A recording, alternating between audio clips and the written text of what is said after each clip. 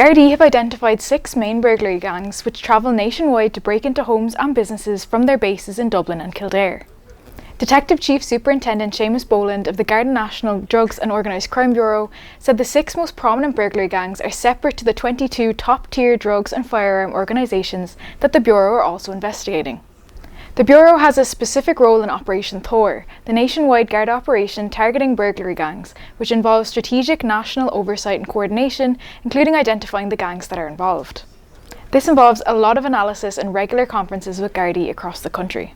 The senior detective said that there has been a 75% reduction in domestic burglaries since Operation Thor's introduction 10 years ago.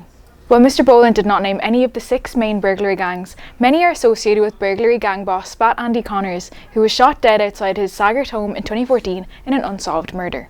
The Irish Independent has also learned that in recent weeks, a serial criminal aged 41, whose base is in Naas, has been embarking on a massive burglary campaign in counties such as Donegal, Sligo, Leitrim and Cavan.